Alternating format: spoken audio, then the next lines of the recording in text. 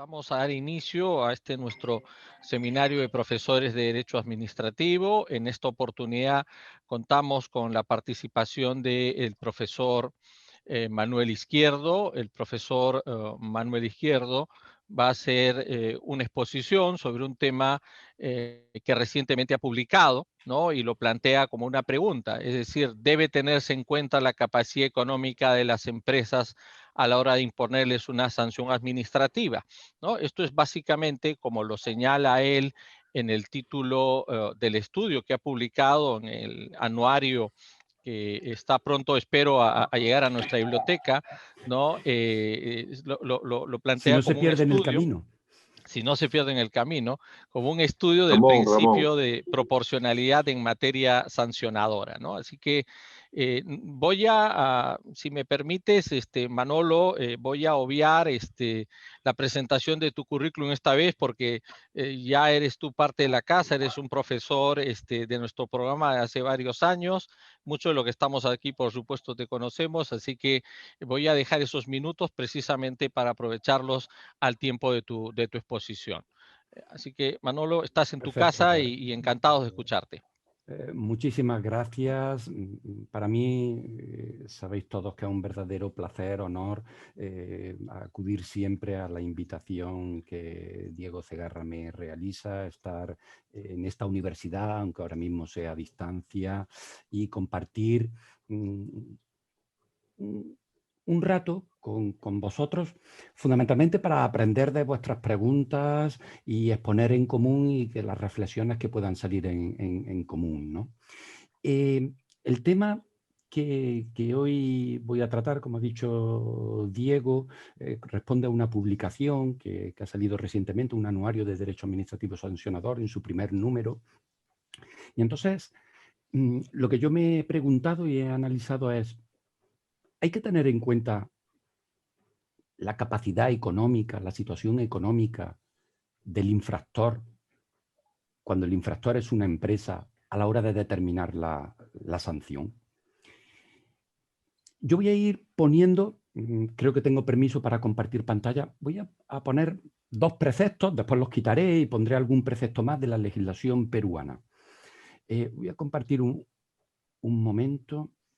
Aquí está el Código Penal peruano, que en esto es similar al Código Penal español, donde se establece el sistema de días multa.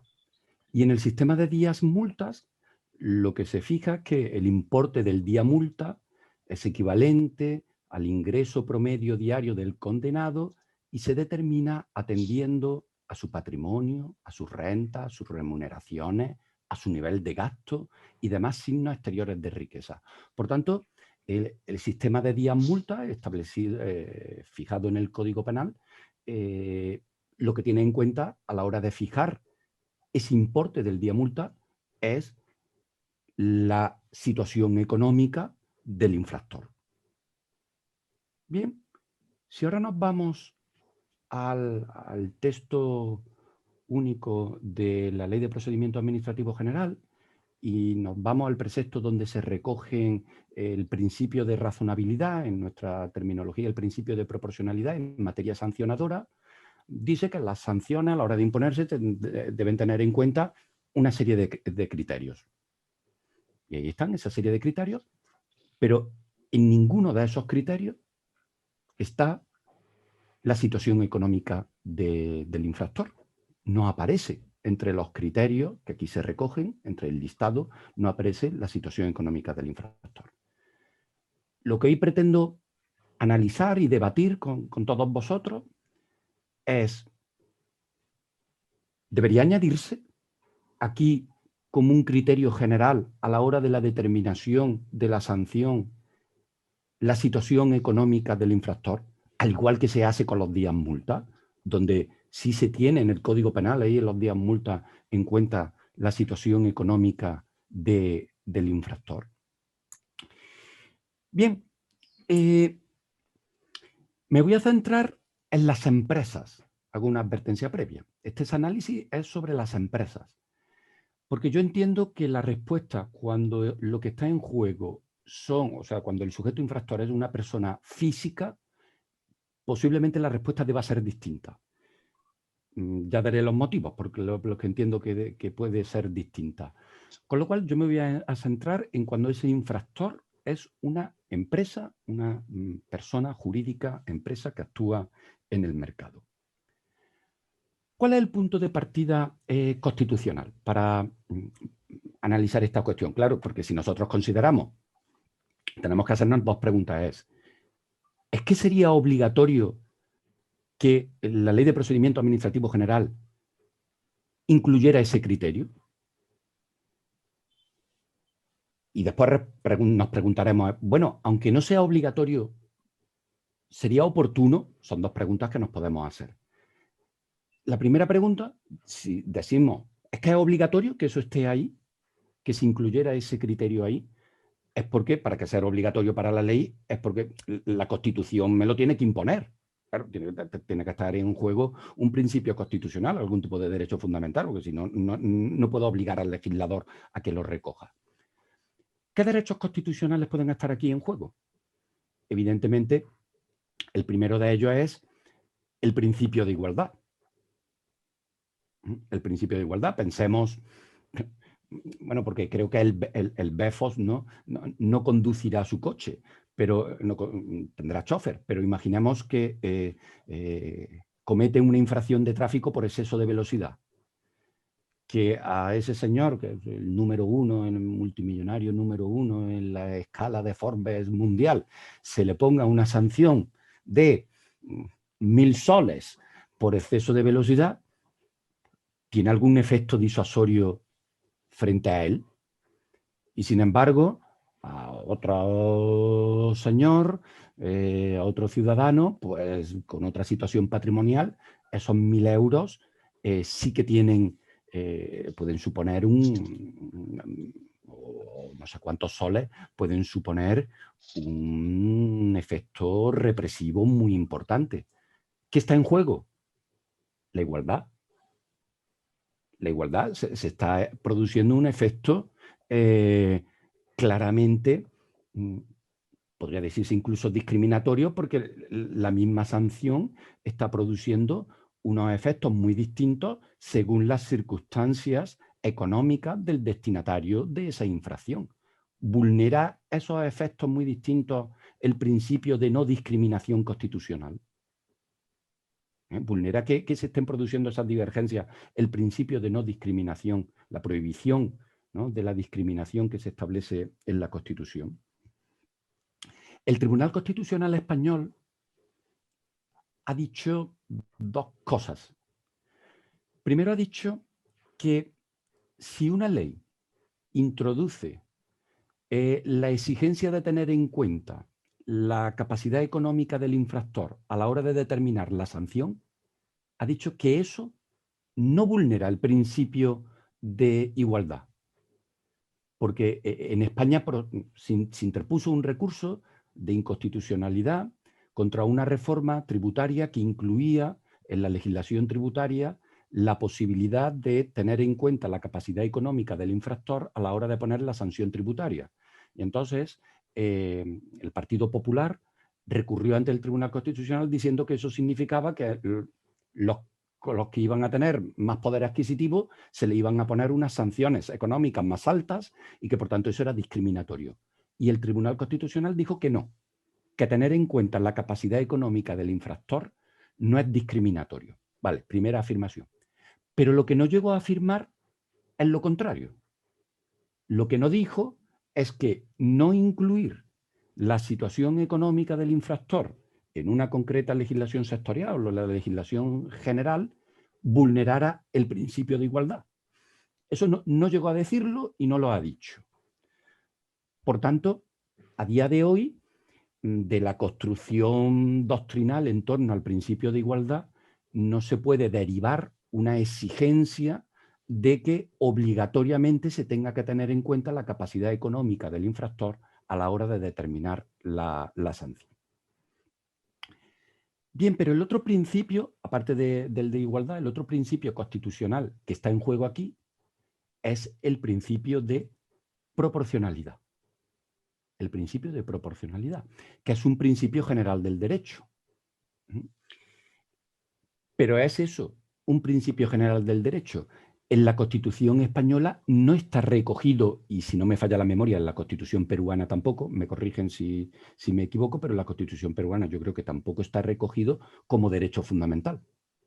Es un principio general del derecho, pero por lo menos en la Constitución española no está recogido como derecho fundamental, no está recogido expresamente en la Constitución.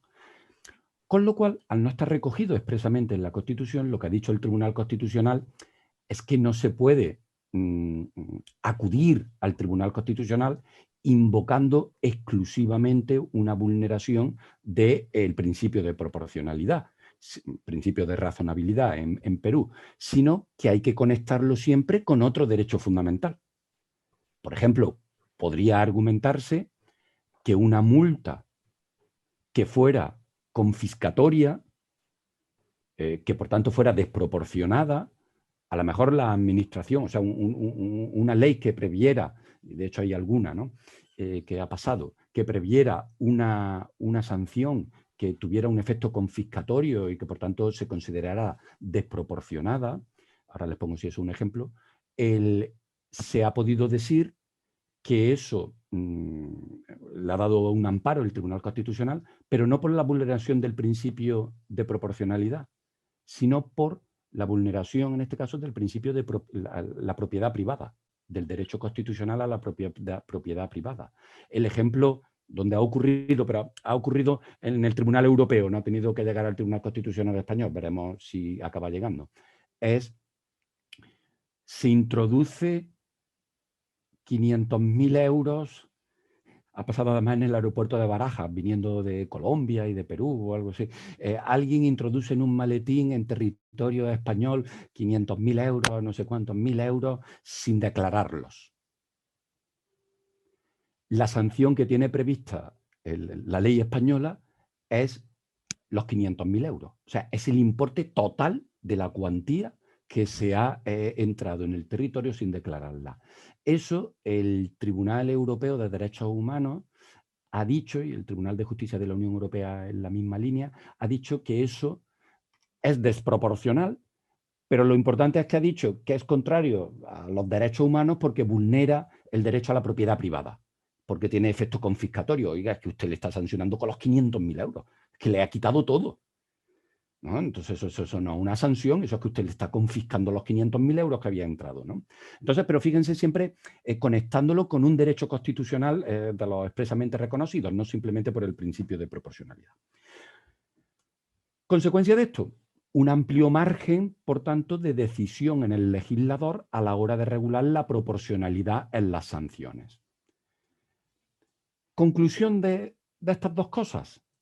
A día de hoy no puede engancharse en la Constitución española una exigencia de que el legislador tuviera que incluir forzosamente como un criterio para graduación de la sanción la capacidad económica del infractor. No hay una base constitucional que nos obligara a ello.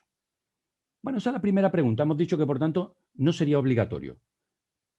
¿Pero sería deseable? ¿Sería deseable que el legislador, sería oportuno que el legislador recogiera ese criterio de la capacidad económica del infractor, siendo empresa, a la hora de determinar la cuantía de la sanción? Pues yo defiendo en ese escrito que tampoco es deseable. Que tampoco es deseable. ¿Por qué? Por varios argumentos. El primero, el distinto papel que juega la multa en el ámbito penal y en el ámbito administrativo. Por dos motivos. El primero, porque en el ámbito penal la multa es una sanción más, de tal manera, en el caso español, incluso una sanción para las infracciones leves y menos graves. Pero cuando el ilícito es especialmente grave. En el ámbito penal, la sanción por antonomasia es la privación de libertad, la cárcel. Por tanto, el juego es muy distinto en el ámbito administrativo sancionador. Es verdad que existen otro tipo de sanciones administrativas, pero la multa cubre todo el panorama, desde las infracciones administrativas leves hasta las infracciones administrativas muy graves. Todo se sanciona o se puede sancionar con multas. Con lo cual, si aplicáramos esa idea de los días multa del ámbito penal, nos podríamos encontrar con infracciones muy graves que han producido un grave perjuicio al interés público, piénsese en daños medioambientales terribles, que sin embargo, por tener en cuenta la capacidad económica del infractor, acabarán sancionándose con una sanción verdaderamente, con una multa verdaderamente irrisoria. Por tanto, no es trasladable por ese motivo, ¿no? Porque en el ámbito administrativo sancionador, la multa es que cubre toda la frecuencia de infracciones, desde la leve hasta las muy graves. Pero además, tampoco es exigible eso de los días multa, porque supongo, en el derecho peruano, si uno no paga una multa penal de las impuestas por el Código Penal, puede acabar yendo a la cárcel como medida subsidiaria. ¿Puede? En el derecho español sí. O sea, si uno no paga una multa penal puesta por los jueces penales y la incumple, el pago de esa multa, está lo que se llama la prisión sustitutiva. O sea, te puedes acabar yendo a prisión por no haber pagado esa multa. ¿Eso existe en el derecho peruano? No sé si Ya en sé que no Perú, hay pero en penalistas, Chile sí. pero En ¿qué? Chile sí. En Chile sí, ¿no? Vale. Bueno, pues eso lleva a que también las reglas sean distintas, porque claro, oiga, si es posible, por no pagar una multa penal, que usted acabe yendo a la cárcel, cosa que no es posible en el ámbito del derecho administrativo sancionador, cosa que no es posible en el ámbito del derecho administrativo sancionador, claro que tengo que tener en cuenta en el ámbito penal a la hora de poner una multa tu capacidad económica, pero en el sancionador, como eso no ocurre, como no ocurre que usted pueda acabar privado de libertad por no pagar la multa, no tiene sentido aplicarle esa misma garantía.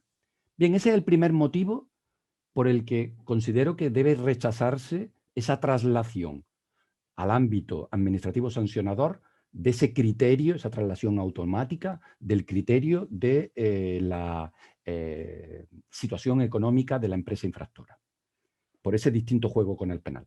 Segundo motivo, porque considero que no debe hacerse, por la complejidad que tiene determinar la capacidad económica de una empresa.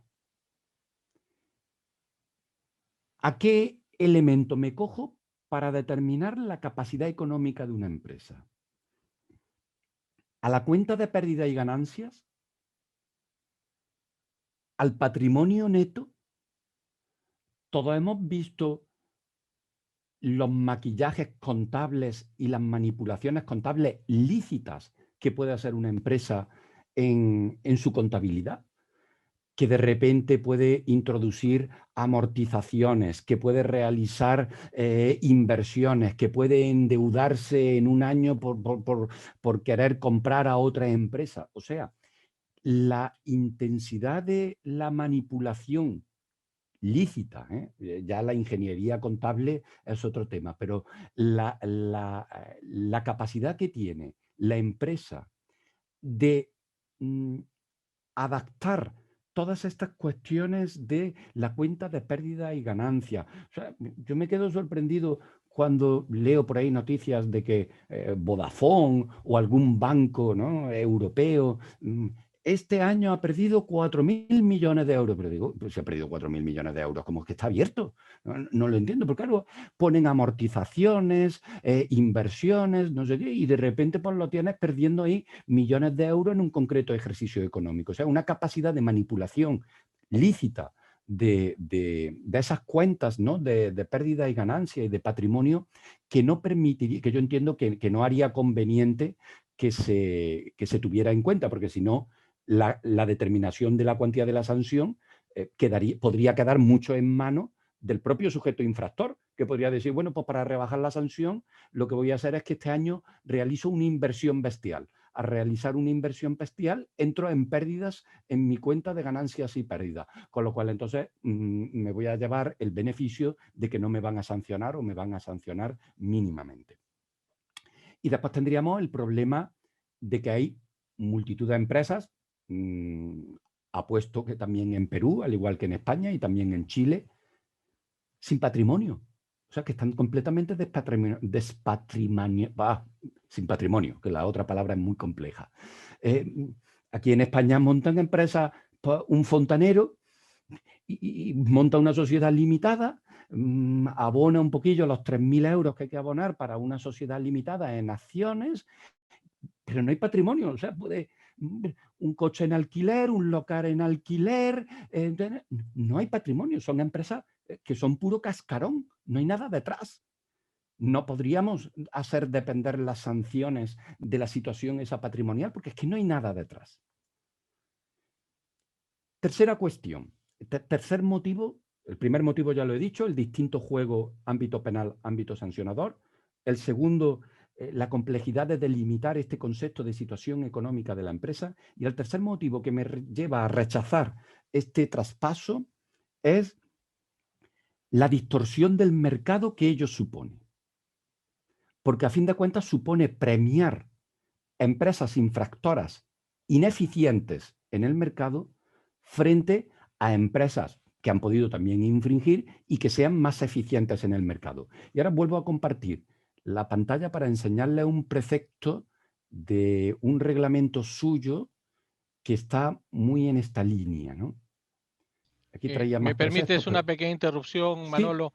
Sí, solamente para precisarte que en nuestra normativa, cuando te imponen una multa pecuniaria en el ámbito penal y no se paga, se convierte a pena privativa de libertad. efectivamente. O sea, entonces, igual que en el caso español, igual Solamente entonces para que en precisar.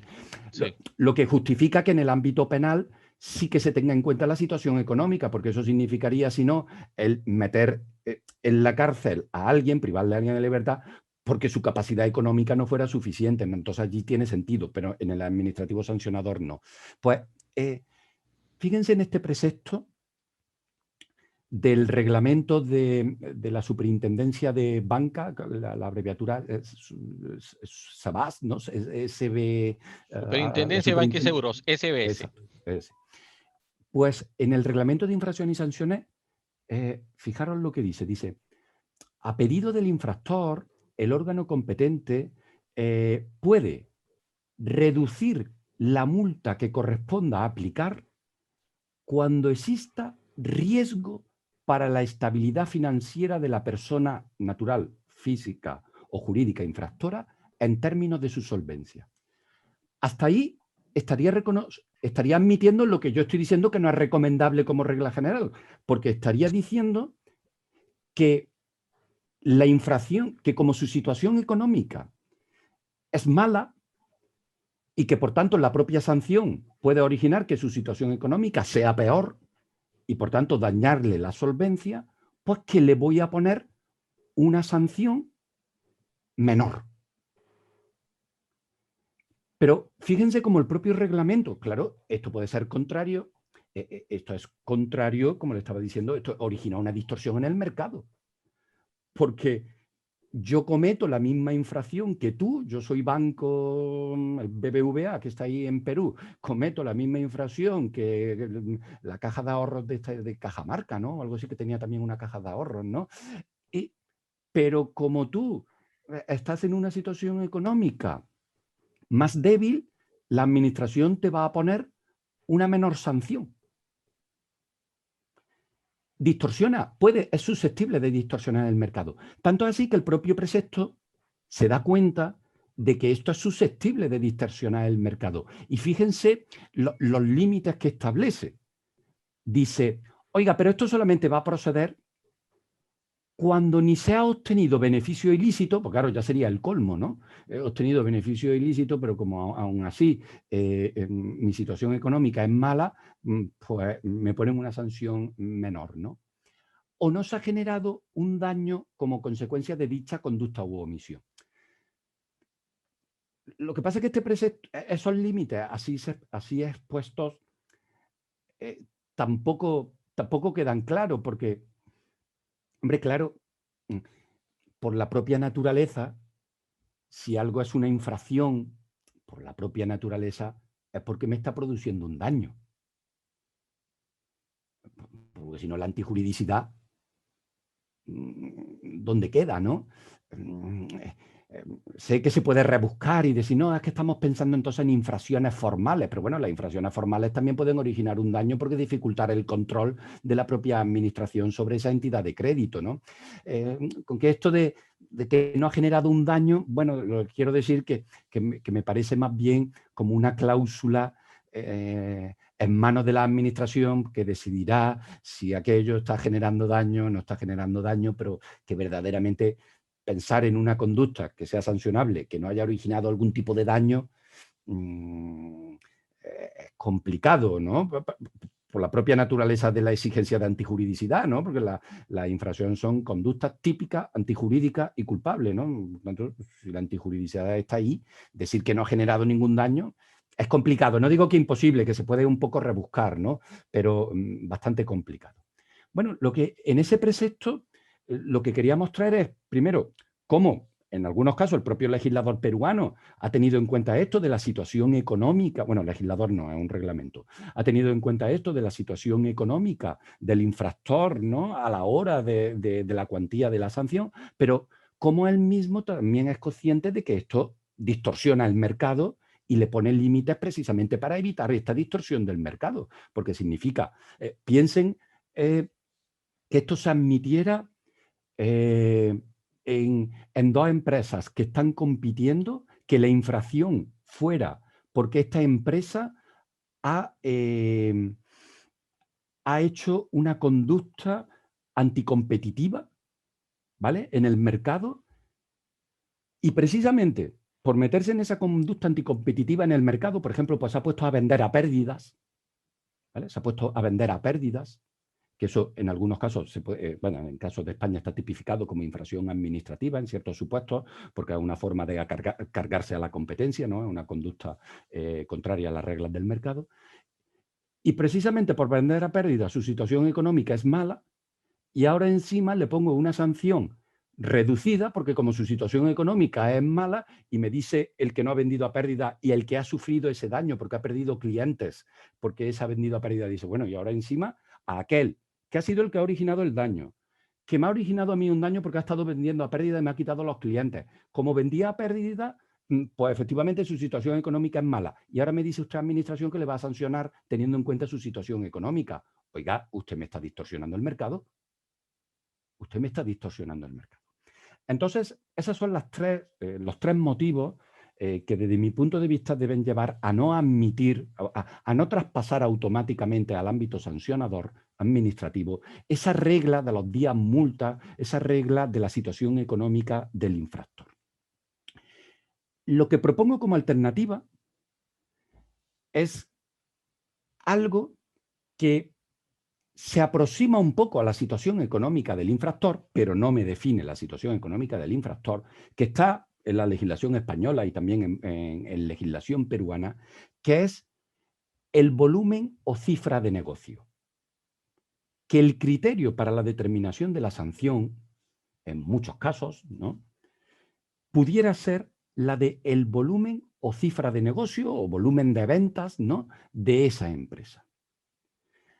Esto en parte se aproxima a la situación económica del infractor, pero no es la situación económica del infractor, porque una empresa puede vender mucho, mucho, mucho, pero tener unos costes de mano de obra bestiales, con lo cual al final no tendría beneficio, ¿no? O tener unos beneficios ridículos, con lo cual el volumen de ventas no me está determinando la situación económica del infractor.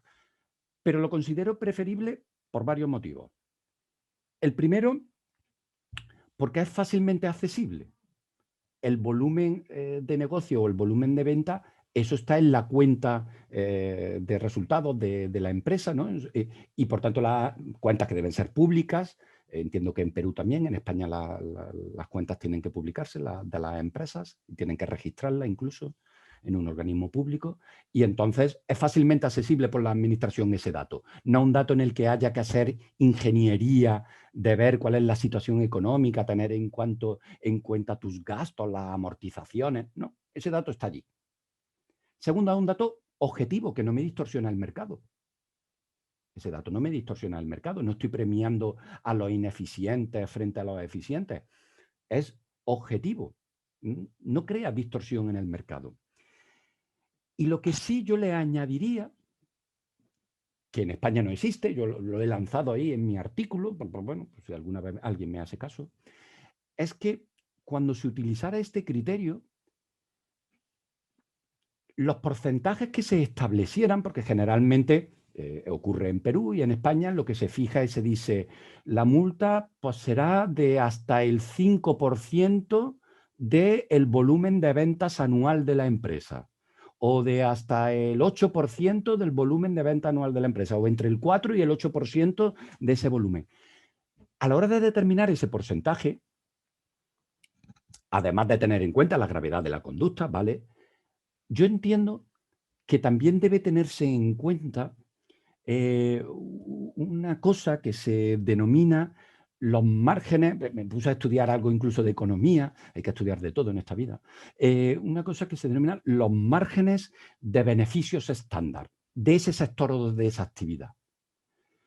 Porque claro, si ahora mismo se dice que los bancos españoles tienen unos márgenes de beneficio de entre el 7%, el 8%, o sea que su margen de beneficio estándar es ese, lo habrá más eficientes y menos eficientes, pero el margen de beneficio estándar de la banca en España está por ahí.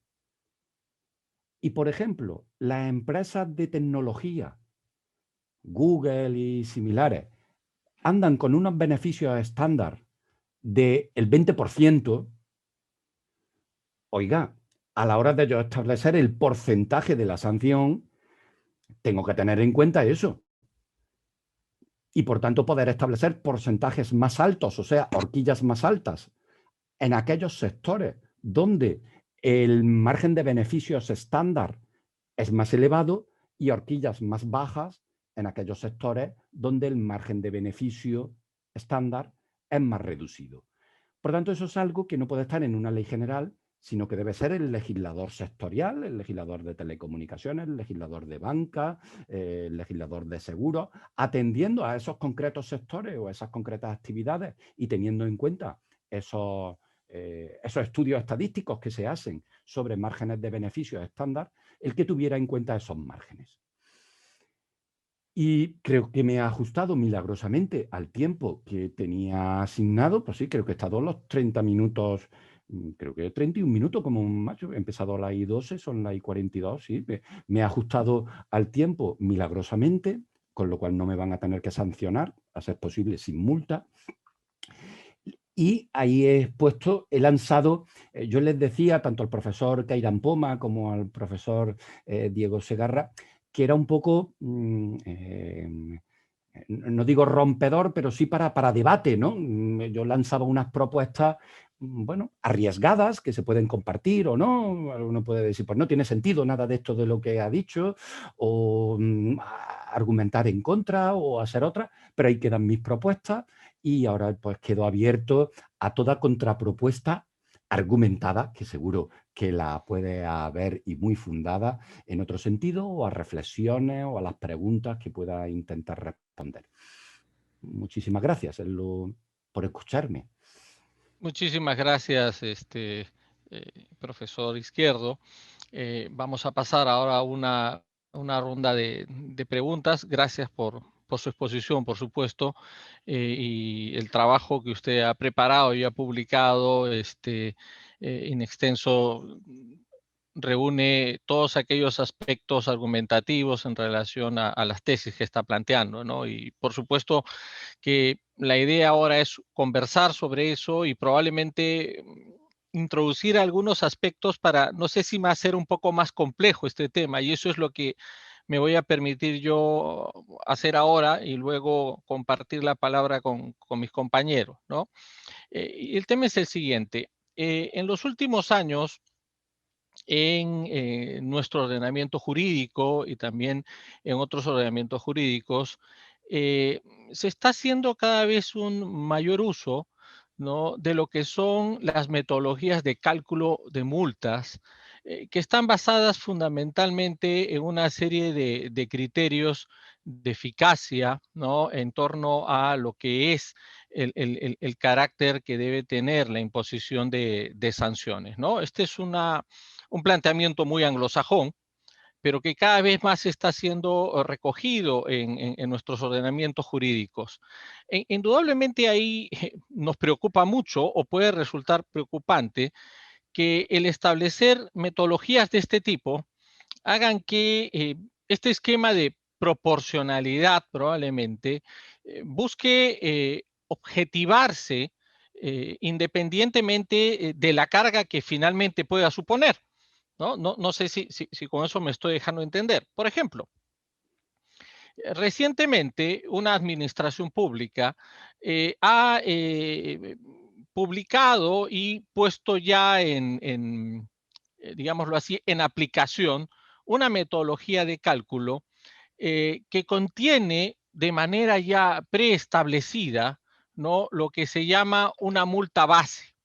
¿De acuerdo? Ya hay una multa base y establece además unos factores para la determinación de esa multa base, ¿no?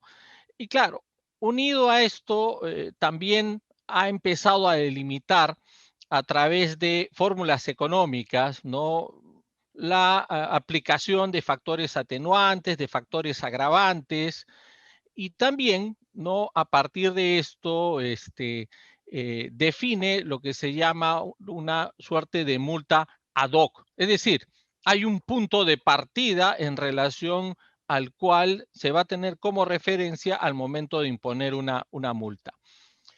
Y comento esto porque creo que frente a esta discusión que está planteando en su trabajo en torno a la aplicación de la regla de la proporcionalidad y lo que llamamos nosotros el principio de razonabilidad, creo que de alguna manera esto podría, no salirse de todas estas consideraciones que acaba de exponer, ¿no? ¿Por qué? Porque finalmente se ha congelado en un cuadro, ¿no?, y en la determinación de una serie de factores a aplicar a través de esas fórmulas económicas, ¿no?, aquello que podría estar dentro de ese esquema de discrecionalidad que nosotros conocemos, la administración tiene al momento de aplicar multas, ¿no? Ahí estos parámetros que se tienen, aplicar una multa, como decimos nosotros, entre 5 y 50 o entre 50 y 100 o entre 100 y 1000, ¿no? Simple y llanamente se basa ahora en una serie de factores, ¿no? Como por ejemplo, probabilidades de detección, ¿no? Se ponen porcentajes en las probabilidades de detección, o por ejemplo, en torno a lo que es el establecimiento, como dije hace un momento, de esta multa ad hoc, ¿no?, que ya es una suerte de multa prefijada, ¿no? Entonces, eh, creo que esto hace más complejo el tema desde mi punto de vista, ¿no? El planteamiento a quienes, por supuesto, nos interesa no tener esto cerrado, sino que sea un elemento permanente de análisis en cada caso, como creo que bien lo ha demostrado su exposición, ¿no? En cada caso hay que analizar y con lo que ha señalado también el Tribunal Europeo, ¿no?, y lo que ha señalado el Tribunal Español, en cada caso hay que determinar esto, ¿no? Entonces, sobre esa base yo quería preguntar, ¿cómo es que en torno a ese planteamiento de proporcionalidad contribuye o no utilizar este tipo de metodologías de cálculo, ¿no?, que piensan aparentemente para la administración hacer más fácil, ¿no?, el ejercicio de la potestad sancionadora? Yo quería introducir ese elemento para la discusión también. Perfecto. ¿Respondo? Sí, Sí, ¿no? si Sí, es posible y vamos luego hablando, ¿no? vamos Vamos dando la comentando. palabra al resto de compañeros. Primero voy a contar una cosa. muy de derecho español que no sería exportable al derecho peruano tal y como está configurado en la Ley de Procedimiento Administrativo General. Eso se hizo en España, lo hizo la Comisión, el Tribunal de Defensa de la Competencia. Lo hizo en España, porque la propia Comisión Europea tiene una cosa similar en el ámbito de la Unión Europea para cuando infracciones en materia de defensa de la competencia. Y entonces el Tribunal de Defensa de la Competencia aprobó una cosa similar a eso, que yo lo he visto en algunas normas peruanas, pero es que son hojas de Excel. O sea, que he dado a descargar y lo que me salen son hojas de Excel allí con unos porcentajes y unos criterios, todo muy objetivo, ¿no? Aparentemente muy objetivo, interesante. Bueno, sí comento que el Tribunal Supremo anuló ese por vulneración del principio de tipicidad, del principio de legalidad, por cuanto eso era una resolución del Tribunal de Defensa de la Competencia, lo aprobó mediante una norma reglamentaria, podríamos entender, del Tribunal de Defensa de la Competencia y, por tanto, consideró que el Tribunal de Defensa de la Competencia no podía aprobar eso porque eso tenía que estar establecido en una norma con rango de ley. Lo que pasa es que su legislación, a diferencia de la española, el texto único de la Ley de Procedimiento Administrativo General suya no exige, no extiende la exigencia de tipicidad y de legalidad a la conexión entre la infracción y la sanción y a la propia tipificación de las sanciones, cosa que en España sí, pero en Perú la tipicidad, tal y como está definida, es fundamentalmente para la infracción, está muy para la infracción, y en el tema de las sanciones se admite un margen muchísimo mayor para los reglamentos administrativos, cosa que en España no está permitida. Por eso digo que este argumento del Tribunal Español de decir que eso vulneraba el principio de legalidad no es exportable, entiendo que no es exportable a Perú porque su legislación está configurada de otra manera. Después, evidentemente el argumento de la Administración es dar seguridad jurídica. Dice, oiga, yo lo que pretendo con esto es precisamente acotar mis márgenes de discrecionalidad, dar seguridad jurídica y ser más respetuosa con el principio de igualdad. Yo lo que quiero es que a situaciones que sean iguales se le aplique la misma sanción con independencia de quién la esté aplicando. ¿Y cómo garantizo yo que una sanción, por ejemplo, no sé en Perú, pero por ejemplo las sanciones de tráfico en España, pues las imponen el responsable de la provincia? ¿Cómo garantizo yo que todos los responsables de cada provincia española, ante la misma infracción de tráfico, con unos elementos comunes que se pueden considerar idénticos, me pongan la misma sanción? ¿Cómo garantizo eso? Entonces entiendo que la administración peruana yo creo que se ha entusiasmado, porque yo es que he visto algunos criterios de esos que son ya de un detalle en esa línea de querer dar seguridad jurídica y querer respetar mucho la igualdad. Lo que pasa es que también al mismo tiempo se está autolimitando, porque claro, está limitando su propia discrecionalidad, es un arma de doble filo para la propia administración, porque ella misma se está autolimitando su margen de apreciación, porque está estableciendo forzosamente cómo tiene que actuar. Lo que yo sí, porque lo he estado investigando en esta última semana, ¿no? para esta exposición, lo que no he encontrado, me he mirado 5 o 6, ¿no? de esos reglamentos, ya que llegan a tanto rango de detalle. Lo que no he encontrado es nunca un criterio que fuera la situación económica del infractor, que era de lo que aquí estamos hablando. He visto criterios de que si es detectable o no es detectable, del daño, de si ha subsanado o no ha subsanado, de cuántos días ha tardado en subsanar. Pues no es lo mismo si subsana en los 5 primeros días que se subsana del día 5 al día 10. Y en función de eso te van aplicando unos porcentajes distintos. He visto muchísimas cosas muy llamativas, muy curiosas, pero la situación económica del infractor, que era lo que me interesaba para la ponencia, no lo he visto en ninguno. No digo que no exista en alguno a lo mejor, pero la situación económica del infractor no la he visto. Una pequeña cosa sobre ese tema. No está normativamente hablando, sin embargo, creo que muchos de nosotros sabemos que a una empresa le puede llegar una notificación si te han iniciado un procedimiento sancionador en donde te dicen como que tienes un deber de información, te solicitan una copia de tus estados de cuenta, estados financieros, directamente. O sea, sí están utilizando esos aspectos. Pero yo no lo... Si conocéis alguna de las normas, digo por dármelo, me encanta aprender y tomo nota de todo. Yo las que he visto, las que he encontrado, las que he visto, una de Hacienda, ¿no? Que tiene mucho de eso, del plazo, ¿no? De si subsana los 5 días, si subsana los 10 días, dependiendo...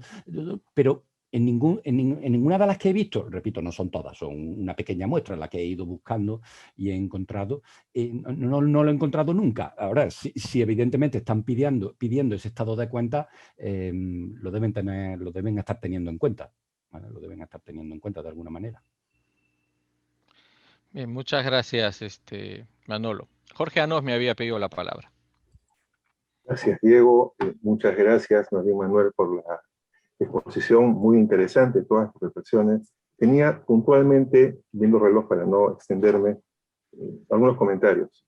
La ley de procedimiento, como tú has visto en el Perú, tiende, dentro del principio de razonabilidad de la potestad sancionadora, a regular los criterios para la aplicación de la sanción. Claro, son los generales, como tú comentas, ¿de acuerdo? ¿No? En los especiales sí hay algo que voy a señalar y que mis colegas en todo caso lo precisarán o me desmentirán de ser el caso. Lo cierto es que, como ha comentado Diego, lo que ha venido predominando en virtud de estos criterios para aplicar la sanción, del principio de razonabilidad que nosotros le llamamos como sinónimo de proporcionalidad, han sido las teorías económicas. Y han sido las teorías económicas, fundamentalmente se cita siempre a Gary Becker, su trabajo sobre teoría del crimen y castigo, donde la lógica que se ha querido hacer es cómo poder establecer los incentivos para el cumplimiento, para desalentar el incumplimiento, bueno, ¿de acuerdo? Para empoderar el enforcement, que le llaman. Digamos, la norma anterior a la reforma de esta parte, ¿de acuerdo? Decía que lo principal era tomar en cuenta la gravedad del daño al interés público y el perjuicio económico causado. Ahora, como tú verás, pasan a un lugar secundario. Pero lo más importante es el beneficio ilícito, que lo toma por vía de sanción, y en segundo lugar, la probabilidad de detención de la infracción. En todos los organismos reguladores, y aquí está Rafael Muente, y en todos los organismos de la administración más moderna, se ha tomado en cuenta estos criterios a la hora de desarrollar sus propias normas en lo que tú llamas la tipicidad para determinar las infracciones. En el Perú, sí, lo preponderante para poner un tope ha sido proporcionalidad. Y hay una jurisprudencia del Tribunal Constitucional Peruano que Juan Carlos Morón, que está aquí presente, ha desarrollado un artículo que es la teoría del exceso de punición. Algo así como la interdicción de la arbitrariedad que tienen ustedes de manera más general, el exceso de punición que también hay en otros países también, pero siempre bajo la lógica de la proporcionalidad, que en nuestro país es un principio, que claro, no lo has encontrado porque está escondido en la parte de garantías constitucionales, de acuerdo, para el tema de estados de emergencia, pero que el Tribunal peruano ha establecido que sí es un principio general, de acuerdo, si hay jurisprudencia sobre el tema de proporcionalidad. Y además, el principio de razonabilidad y proporcionalidad al inicio de la ley para todo el procedimiento también toma en cuenta la misma lógica, ¿de acuerdo? Y siempre consideramos que deriva de la Constitución.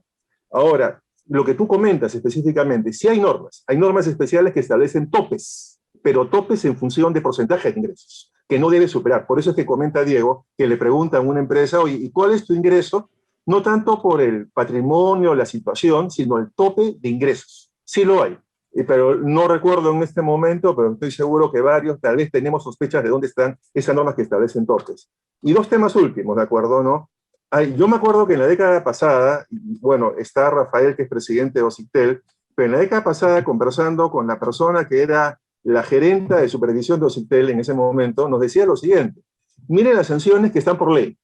Han sido previstas para sancionar a los grandes operadores, entre ellos Telefónica. Cuando esas mismas sanciones las aplican a operadores menores, como son lo que le llamamos los cableros de provincia, las matas.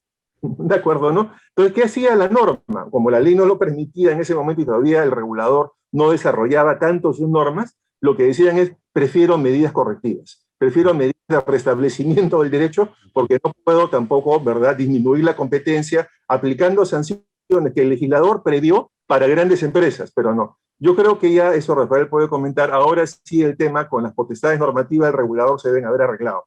Me imagino. Y un último comentario, ahora sí, el tema de la SBS. Un comentario. Yo encuentro cierta racionalidad en el tema de la SBS. ¿Sabes cuál es? Cuando comienzas, como todos sabemos, a ponderar los intereses. ¿Qué me interesa? ¿Sancionar a todos con igualdad? ¿O me interesa, en todo caso, cuidado con no afectar la estabilidad de una empresa del sistema financiero que tiene gravísimo riesgo a todo? Sí, sí, y me genera un problema mayor. ¿Vale? Que ha establecido la SBS, como tú hacías ver, era, oigan, ¿de acuerdo? ¿No? Que no genere daño, en el sentido que un daño a terceros o grave, ¿de acuerdo? ¿No? Y otra más que tengo anotada, pero para no quitar tiempo a los demás colegas, no lo menciono, yo tengo la impresión que ahí ponen en evidencia eso, ¿de acuerdo? ¿Qué es lo que quiero? ¿Sancionar el populismo punitivo que está muy de moda en nuestro país? ¿O lo que trato es de ponderar también otros intereses? Mi sanción, en todo caso, no quita una medida correctiva, no quita establecer que hay una infracción y la obligación de no repetirla, pero si con la sanción voy a afectar la estabilidad del sistema financiero, entonces tengo que ponderar lo que es clave en ese sentido. Nada más de esos comentarios sueltos para poder. Sí, Gracias, Manuel. Gracias. Solo Diego. un pequeño añadido, si me permite, Jorge, a lo que has comentado, y es para mostrar esto en la pantalla, que es el artículo 250 del Tura Lepag, que es este de aquí, ¿no? Precisamente que establece unos topes en las sanciones, ¿no? En caso fundamentalmente de obtención de licencias, permisos y autorizaciones, ¿no? O sea, aquí en la norma general de manera expresa se incorporó esta medida para actividades de este tipo porque normalmente eran donde las sanciones eran bastante altas y eso desde luego se puso fundamentalmente, como seguro todos mis compañeros saben, mucho tiene que ver con el rol de las municipalidades, ¿no? Un poco el freno a la posibilidad de que sean sancionados por montos altísimos y por eso es que establecieron ese tipo de topes, ¿no? Eso era básicamente lo que quería señalar para complementar un poquito lo que está comentando Jorge. Sí, sí que he visto esos topes, pero los tengo aquí incluso en uno, pero aquí, por ejemplo, en este, ahí se me pasa el pulso. El anterior. Aquí, este. El decreto legislativo de represión de conducta anticompetitiva, siempre pido perdón si no es la versión completamente actualizada, porque me resulta complicadísimo obtener las versiones actualizadas de su legislación. Yo creo que sí, que esta es la última, pero no estoy siempre al 100% seguro. Fíjense, pone, si la infracción fuera calificada como leve, una multa de hasta 500 UIT, siempre que dicha multa no supere el 8% de las ventas o ingresos brutos percibidos por el infractor. Pero eso es lo que digo, que además esa es mi propuesta. O sea, mi propuesta es que el criterio fuera el volumen de ventas, que es lo que ahí recoge. Lo que no he encontrado, que habrá, pero no lo he encontrado, es que se coja la situación económica del infractor, que es distinto, porque una cosa es, que es lo que yo digo, ¿no? El volumen de ventas sí es un dato objetivo, es decir, pero una cosa es esto, que esto sí lo he visto, pero y otra cosa es distinta es la situación económica del infractor. Y yo la que no he visto, que en España sí existe, sí hay leyes que lo tienen y normas que lo tienen, es la situación económica del infractor. Coger como criterio expresamente y se dice, para la determinación de esta sanción se tendrá en cuenta la situación económica del infractor, ¿no? Esa es la que no he visto así como tope. Perfecto, voy a dejar de compartir. Sí, había pedido la palabra Alberto Cairán Pomba y luego Juan Carlos Morón.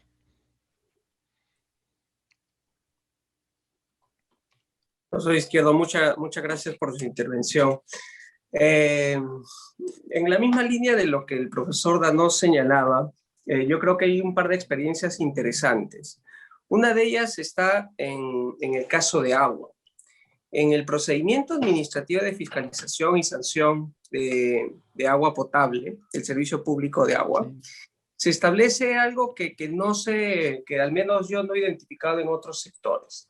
Es la aplicación del principio de razonabilidad, pero que se lee con un principio de costo-beneficio. que es prácticamente la aplicación del principio de oportunidad.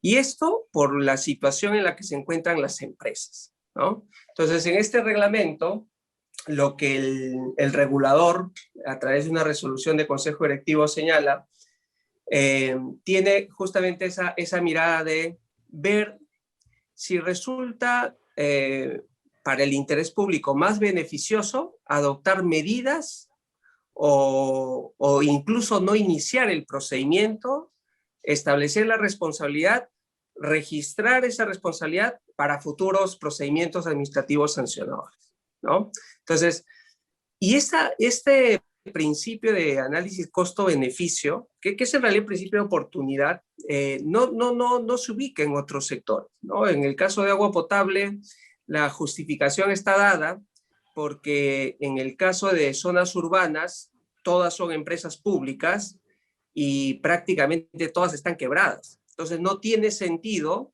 de imponer sanciones cuando cometen infracciones, lo cual genera también una distorsión.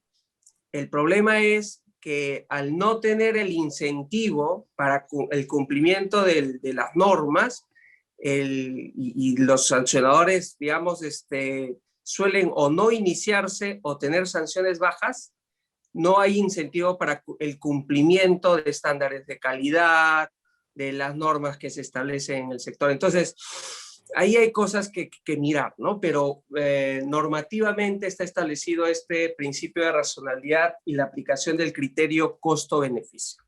Y en la otra experiencia, de manera puntual, es el que se da en materia de protección al consumidor. En materia de protección al consumidor, en el artículo 110 del Código de Protección, se establece en párrafo seguido, después de hacer el catálogo de infracciones leves, graves y muy graves, dice, en el caso de las microempresas, la multa no puede superar el 10% de las ventas o ingresos brutos percibidos por el infractor, relativos a todas sus actividades económicas, correspondientes al ejercicio inmediato anterior. Y el caso de no verse, bueno, en la vida hay también criterios cuando no se aplicará este 10%. Para el caso de las pequeñas empresas, la multa no puede superar el 20% de las ventas o ingresos brutos percibidos por el infractor conforme a los requisitos señalados anteriormente. Entonces, no sé si eso responde a lo que usted planteaba, tener en cuenta la capacidad económica de los administrados de las empresas al momento de aplicar, digamos, el principio de racionalidad, proporcionalidad, porque muchas veces tenemos que estas pequeñas empresas cometen infracciones muy graves, pero ya hay esta limitación que está establecida en la propia norma, ¿no? Eso era lo que quería aportar al debate, a la discusión. Gracias, profesor Izquierdo y profesor Segarra. Muy interesantes, vaya, las intervenciones de todos, del profesor Danós, del profesor Segarra, la del profesor Cairán Poma, y aporto algunas consideraciones. Una, quizás lo que debamos plantearnos, que es absurdo que se puedan sancionar a empresas públicas, porque significa pasar presupuesto de un órgano o de una administración a otra administración. Entonces, quizás eso es lo que sea absurdo en general, ¿no? Sancionar a empresas que sean públicas. Y quizás ahí, para ese efecto de incentivar el cumplimiento, quizás debería tenderse a una cosa que evidentemente nuestras clases políticas no van a hacer, a que las responsabilidades entonces fueran personales.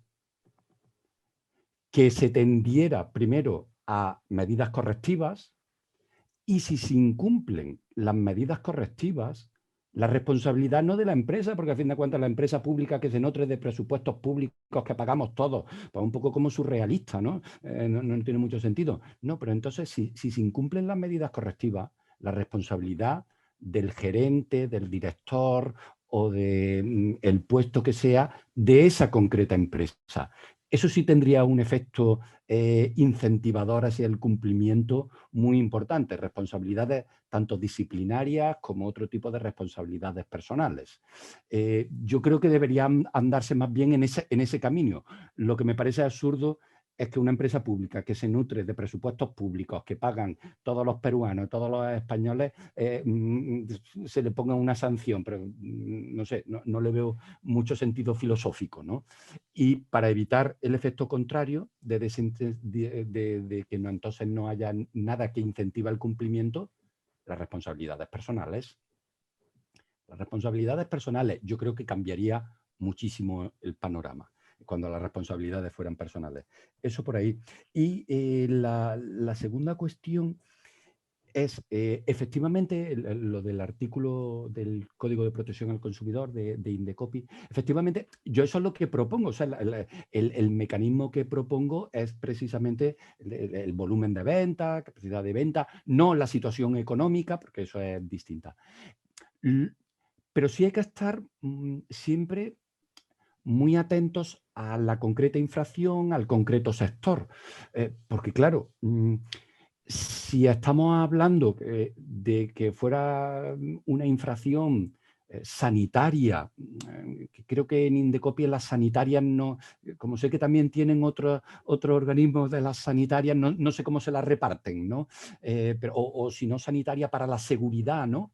O la seguridad física del consumidor, ¿no? Un ordenador que me pudiera producir una descarga eléctrica que me pudiera generar la muerte, ¿no? Un cortocircuito allí. También tenemos que tener en cuenta entonces que esos topes jugarán pues, para cierto tipo de infracciones, no para todos los tipos de infracciones, porque si no nos podemos quedar que conductas que tienen un daño, que han originado un daño al interés público muy relevante, al final pues tuvieran una sanción económica que yo creo que la ciudadanía no la entendería, ¿no? ¿Cómo que le han impuesto solamente esa sanción con el daño que ha producido? Entonces creo que hay que afinar mucho también en qué tipo de infracciones deben ponerse y qué topes deben ponerse, ¿no? Muchas gracias, Manolo. Ha pedido la palabra Juan Carlos Morón, luego Rafael Muente y luego Rosa Fernanda Gómez. Adelante, Juan Carlos. Listo. Gracias, Diego.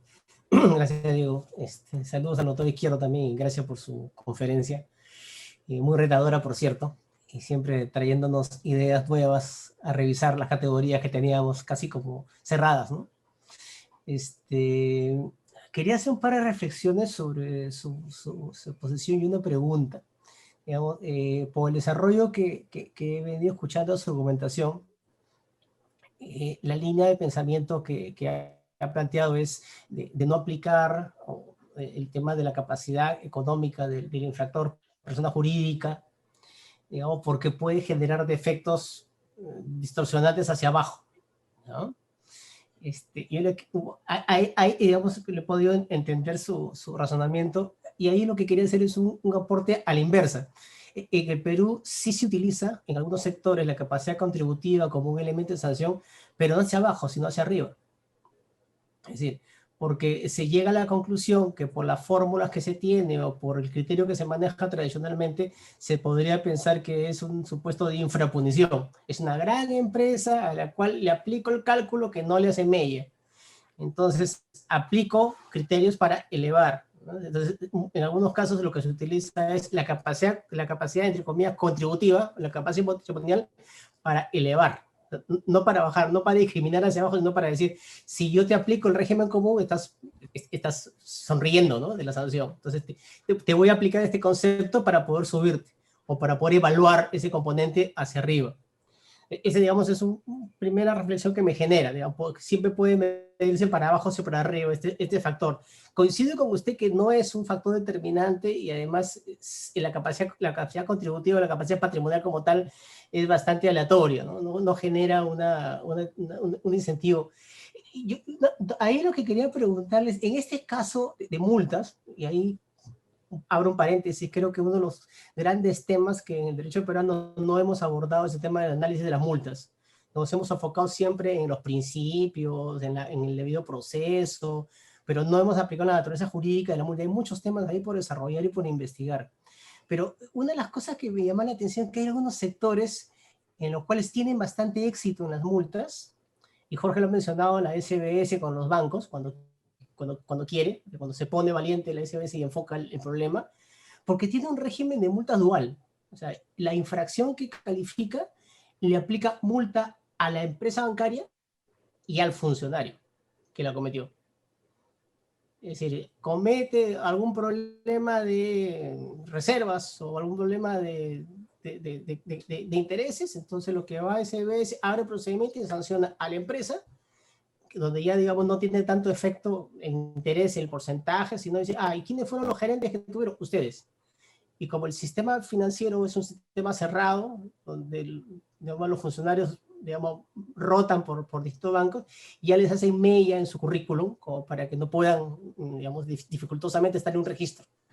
Entonces, ahí quería hacerle la pregunta, este sistema dual, no sé si lo ha visto, de multas por infracción a la persona natural, funcionarios privados que han incurrido en esto, y a la empresa, ¿qué tan eficiente le parece o habría algún menoscabo o algún criterio para no aplicarlo? Sí, de todas maneras no me he enterado bien del supuesto. Cuando se habla de la sanción ¿qué se está hablando? ¿La sanción a los directivos o la sanción al empleado público que estaba supervisando, que no detectó que no habían realizado las aportaciones obligatorias? Ahí me he perdido un momento. A los directivos privados. A los directivos, sí. Por ejemplo, en el Perú, la SMB, Mercado de Valores, la Solvencia Banca, sanciona el evento, una sanción para la empresa y una empresa. Perfecto, igual que en España, no hay ninguna. En España eso se ha demostrado que genera un gran éxito en el cumplimiento de la normativa. Y entonces eso en España está en banca, está en tributos, está en seguridad social, está muy extendido. Sancionar tanto a la empresa como a los directivos. Las dudas que plantea, y además el profesor Rebollo ha escrito sobre ello, las dudas que plantea son más bien sobre el principio del non bis in idem. Si esto respeta o no respeta el non bis in idem, porque o nos creemos la ficción de la persona jurídica o no nos las creemos, pero claro, estarán dando que para unas cosas me las creo y para otras cosas no me las creo, ¿no? Entonces, las dudas que ese sistema puede generar, evidentemente, son dudas de si eso verdaderamente respeta o no respeta la prohibición del bis in idem, ¿no? La prohibición del doble castigo. Los tribunales españoles, y ahora recientemente ha habido una sentencia que la vamos a comentar y que la vamos a publicar en el repertorio que siempre hacemos de jurisprudencia, el Grupo de Córdoba, los tribunales españoles lo han admitido. Han dicho sistemáticamente que eso no vulnera el non bis in idem, ¿no? El profesor Rebollo critica algo y dice, ¿cómo que esto ya no vulnera el non bis in idem, ¿no? Es que o no lo creemos, ¿no? Pero no podemos estar que sancionar tanto a la persona, al directivo persona física como a la persona jurídica por los mismos hechos, ¿no? Porque a fin de cuentas fue esa persona física la que tomó la decisión, pues o sancionó a la persona jurídica o sancionó a la física, ¿no? Entonces, pero que es muy efectivo. En España ha sido muy efectivo y en banca indudablemente. Y que la jurisprudencia española lo admite sin ninguna reserva y ninguna sentencia ha comentado que eso pueda vulnerar el non bis in idem. También, vaya, la última del Tribunal Supremo y que eso no vulnera el non bis in idem, que por tanto se puede efectuar. En cuanto a lo primero de los topes, mi planteamiento juega tanto para arriba como para abajo. Más aún, el Tribunal Constitucional Español, en esa sentencia que les comenté de cuando se metió la capacidad económica del infractor como un elemento a tener en cuenta para la infracción, dijo que eso podía ser, no era solamente para castigar más a quien más tiene, sino también para castigar menos a quien menos tiene. O sea, que juega tanto para arriba como para abajo. Pero lo que sí insisto es que una cosa es tener en cuenta el volumen de negocio o algunas cosas así, y otra cosa es la capacidad económica. Como muy bien has comentado, la capacidad económica introduce otros elementos mucho más complejos, ¿no? Y yo lo que defiendo es que hay que prescindir de tener en cuenta la capacidad económica. Nos tenemos que ir a otros elementos, como puede ser eso, el volumen de ventas, el volumen de negocio, que me pueden dar una pista de cuál puede ser la capacidad económica, pero son otros elementos que sí son manejables por la administración y no la capacidad económica. Pero comparto plenamente lo dicho, ¿no? Muchas gracias, gracias Juan Carlos por la intervención. Tiene la palabra ahora Rafael Muente, porque ha sido aludido por Jorge Anós, y a ver qué nos dice la voz del regulador, ¿no? ¿Qué nos dice Rafael? Tu audio, Rafa. El micrófono. Como Ahora se sí. dice, Ahora. como se dice en el Congreso, por alusión, me dan Por la alusión, palabra. efectivamente. Bueno, en verdad, muchas gracias, profesor, porque muy ilustrativa su exposición. Y eso, a ver, yo sí quiero hacer una reflexión antes de entrar al tema jurídico, ¿no? Porque tiene que ver mucho el tema institucional con las soluciones jurídicas que se pueden plantear. Las soluciones jurídicas en abstracto pueden discutirse y pueden plantearse, pero cuando uno las aplica a la realidad, a veces sufren con una serie de distorsiones y de críticas por todos los sectores involucrados. A mí me cabe la responsabilidad de ser el presidente del organismo regulador en telecomunicaciones en el Perú. OSIPTEL, ¿no? OSIPTEL, efectivamente, y que ha estado más sujeto a un escrutinio público durante la pandemia que las telecomunicaciones, ¿no? Con una serie de descontentos de parte de los usuarios, en primer lugar, porque obviamente la demanda del servicio ha generado problemas en la calidad del mismo. Pero por otro lado también están actores como el Congreso de la República, ¿no? Que se satisfacen, ¿no?, políticamente hablando, en la medida que se sancione más a las empresas.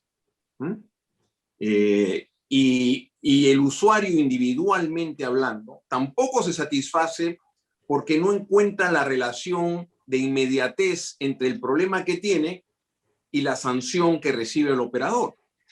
El usuario nunca se va a enterar si en meses o en años, ¿okay?, la empresa operadora que no dio un buen servicio, que falló en algo, va a ser sancionada, y por cuánto. Él no lo siente, y por lo tanto su reacción va a ser siempre: el regulador no hace nada, ¿no?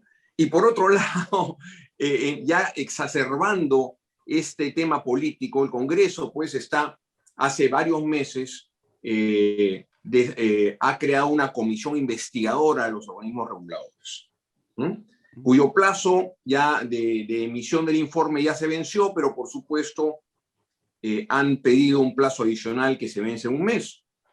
Pero hay cosas, y voy a permitirme leer el último requerimiento que nos ha hecho esta comisión investigadora, que podemos presumir ya que va a recomendar sanciones, inhabilitaciones, responsabilidad civil, administrativa, penal, etcétera, etcétera. Nos piden un cuadro informativo con la relación del estado situacional de los reclamos y denuncias presentados ante las empresas operadoras correspondientes a la primera instancia en los últimos 5 años. Indicar el número total de reclamos y o denuncias, cuántas de ellas fueron declaradas fundadas y o procedentes, cuántas infundadas y o improcedentes, cuántas pasaron a apelación en segunda instancia y cuántas se encuentran aún en proceso. Adicionalmente, indicar la información requerida, agrupada y o clasificada por empresa operadora. Y nos da un plazo de 48 horas para informar todo ello. ¿Ya? Eso es lo que el Congreso nos exige, con apremios y obviamente con la presión respectiva, ¿no? Entonces, el tema de aplicar sanciones diferenciadas a las empresas en función de su capacidad económica, coincido yo que no no tiene mucho sentido. Muchas empresas que tienen poca capacidad económica son justamente aquellas que tienen el mayor volumen de ventas, porque pueden estar perdiendo mucho dinero a pesar de sus ventas. Entonces, efectivamente existen elementos que pueden distorsionar lo que se busca, que es actuar con justicia. Por otro lado, no sé, me permito preguntar si es usual que se, independientemente a la sanción a la empresa o al administrado en este caso, hay sistemas que le den resarcimiento económico, ya digamos, quizás ya más cercano a la vía civil, ¿no? Al usuario de esa empresa que ha sido afectado por la falta de servicio o por algún problema interno serio que ha afectado, por ejemplo, en telecomunicaciones es bien difícil, ¿no? Yo puedo estar exponiendo mi tesis, ¿no? Doctoral, y en un momento se va la comunicación, o presentando un trabajo crucial y se va la comunicación. Entonces, se pueden generar daños diversos, pero existen fórmulas para poder generar resarcimientos individualizados, porque esto, en esa perspectiva de esta disfuncionalidad institucional que padecemos, podría de alguna manera aliviar, ¿no?, esta necesidad de ser compensado a manera individual del usuario, ¿no? Y obviamente existen infinidad de fórmulas que podríamos trazar como alternativas para poder manejarnos en esta confusión institucional en donde todos finalmente estamos en el mismo tema. Y ojo, hay municipalidades que impiden la instalación de infraestructura. Hay lugares donde han quemado infraestructura, donde han dañado infraestructura por los temas de las telecomunicaciones y la salud, etcétera, etcétera. Entonces, es un sinfín de problemas y disquisiciones con las cuales tenemos que enfrentarnos desde la perspectiva, ¿no? La perspectiva, y eso es lo que trato de alguna manera aportar, la perspectiva del regulador, ¿no?, que está en medio del sándwich, como se dice. Gracias. Una pequeña cosa, Manolo, si me permites, solamente para agregar a esto que está comentando Rafael, y es que en algún seminario que hicimos el año pasado, Alejandro Huergo hacía referencia a un tema que es importante que utilizan también las administraciones públicas, ¿no? Es el tema de ir en contra, digámoslo así, del riesgo reputacional de las empresas publicando las sanciones, ¿no? Entonces, tiene que ver algo esto con el tema de la razonabilidad o la proporcionalidad de la manera en que actúa la administración cuando sanciona. Solamente eso, nada más.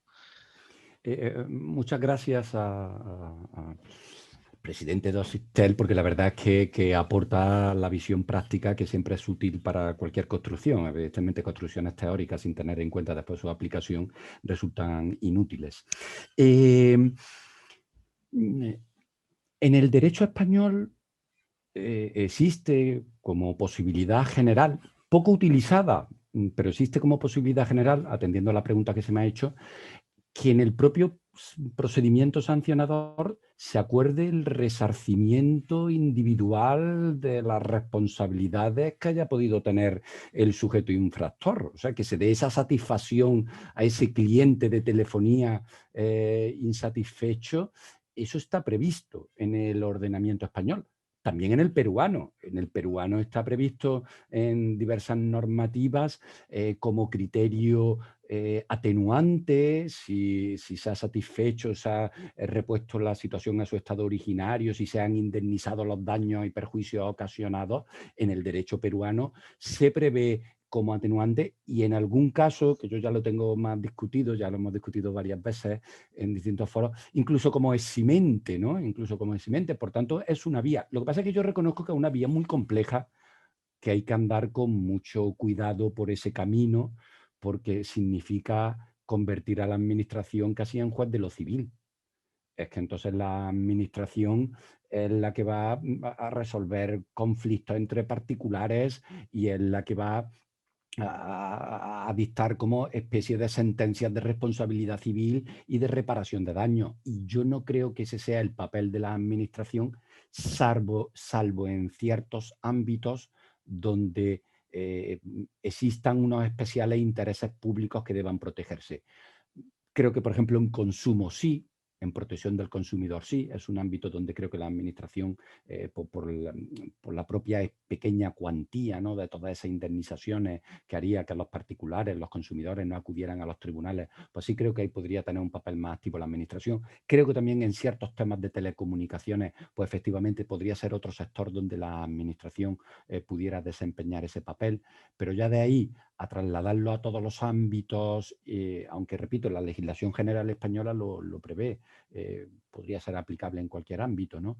Esa posibilidad de que la propia administración fijase las indemnizaciones, los resarcimientos por daño, es peligroso. Veo que la profesora Rosa Gómez tiene levantada la mano. No, es que le voy a lanzar yo ahora directamente a ella, porque muchas de las intervenciones que ha habido aquí hoy, de las mías inclusive, al final han girado sobre una idea, todo esto de las medidas correctivas, de que lo prioritario es que se subsane, no que se sancione.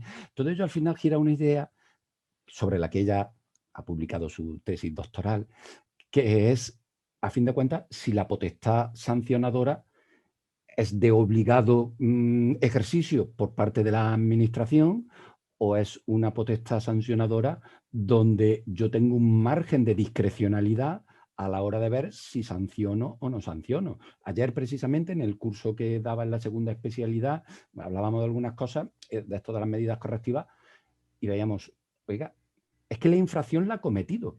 La conducta típica está cometida. Ahora bien, la administración decide que si usted corrige, pues no le va a sancionar.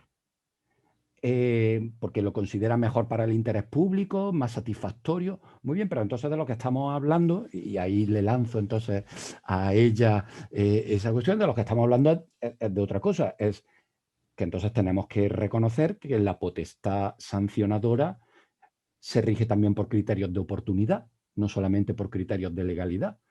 Y eso a muchos le chirrían todas, a mí no, a mí no, sé que yo, pero a muchos le puede chirriar muchas construcciones el hacer esa afirmación, pero esa es la afirmación que late en muchas de las intervenciones que hoy, la del profesor Danós también en parte, muchas de las intervenciones que hoy ha habido aquí, lo que late detrás de ellas es: si preferimos las medidas correctivas porque consideramos que así se consigue una mayor satisfacción del interés público,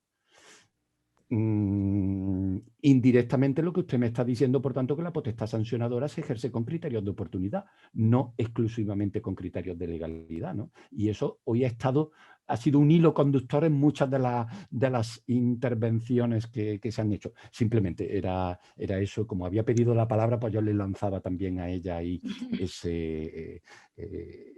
esos planteamientos. Por supuesto, Fernanda, adelante, por favor.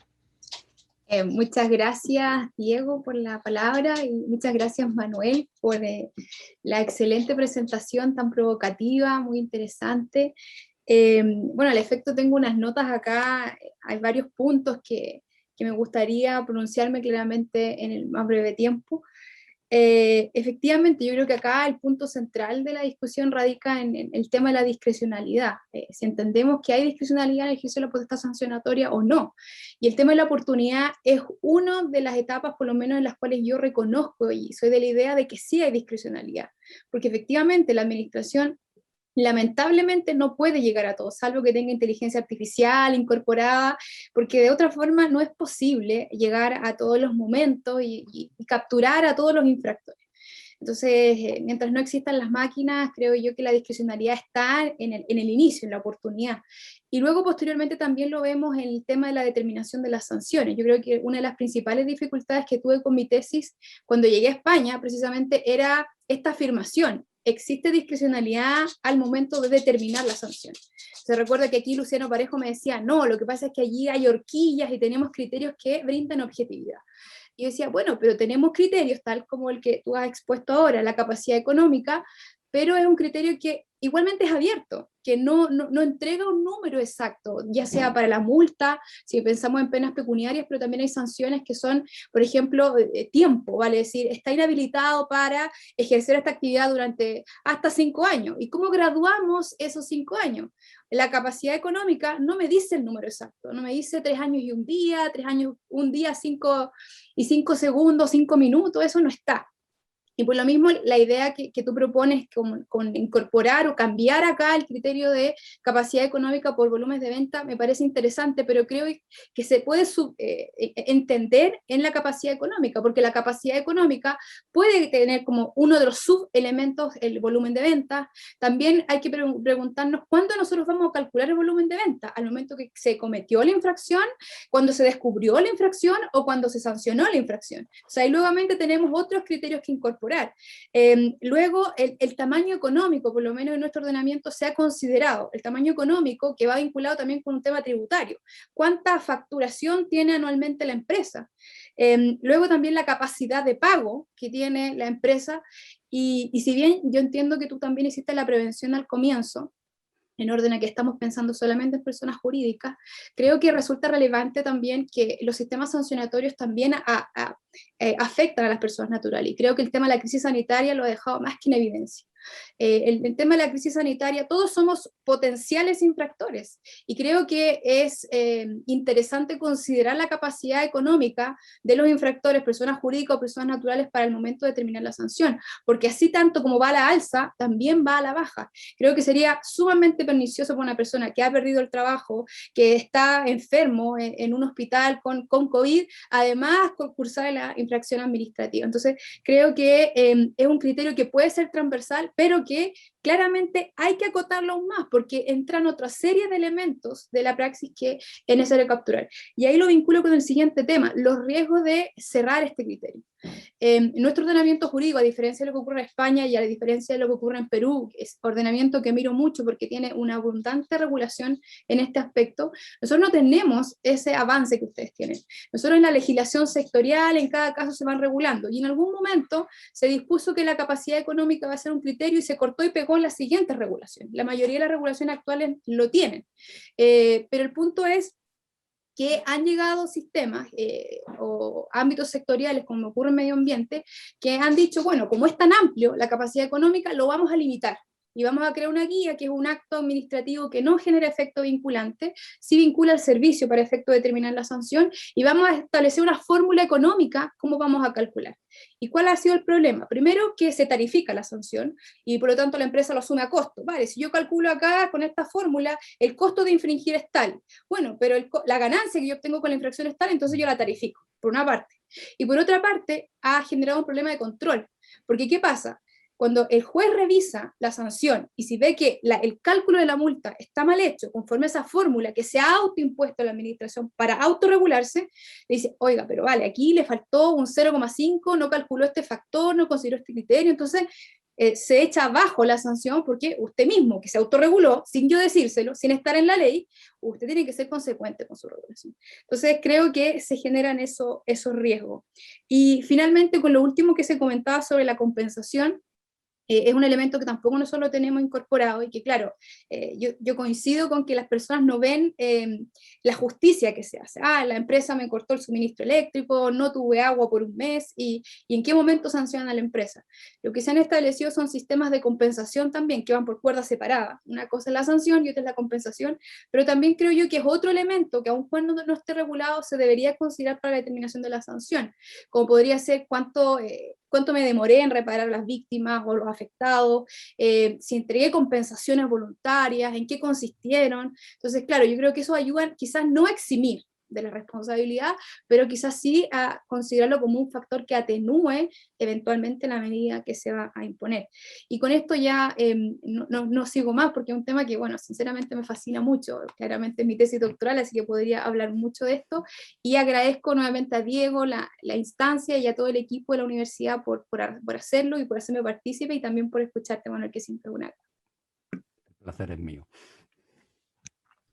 Bien, para lanzar aquí una polémica en Perú, yo comparto lo de la atenuante. El problema es que en Perú en algún momento, su propia ley lo prevé, lo de la subsanación lo prevén como eximente. En un concreto precepto. Es ya el que a mí me genera ya más problemas, ¿no? El eximente, no el atenuante. Completamente de acuerdo en que hay que tener cuidado con los riesgos que me genera eso.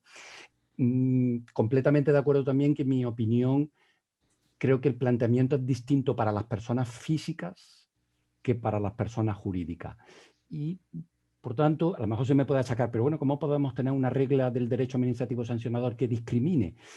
Pues yo creo que sí, yo creo que a las personas físicas sí que habría que tener en cuenta su situación económica, pero por los motivos que he dicho, yo en las personas jurídicas no lo veo, porque es que generar una complejidad a la hora de sancionar y todo lo que he comentado, ¿no? De que eso es manipulable, lícitamente, pero manipulable. O sea, entonces, para las personas físicas, sí, mi posición es más abierta, que sí que debería tenerse en cuenta su situación económica, pero para las personas jurídicas no.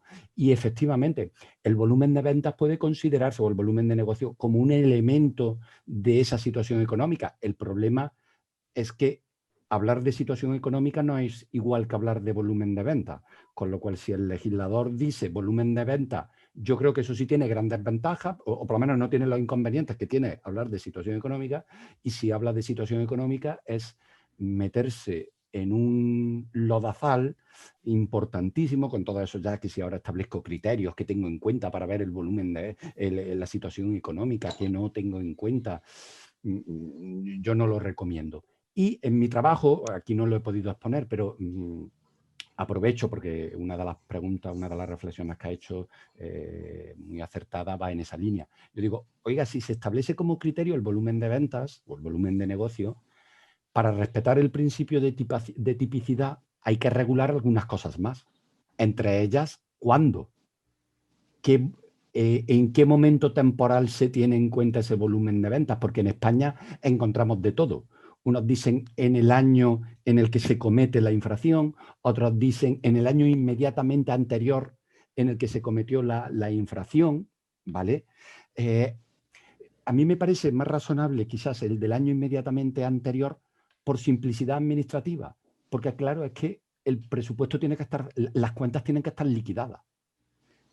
Sin embargo, si uno pone que es en el mismo año en el que se cometió la infracción, en ese año yo todavía no tengo las cuentas liquidadas.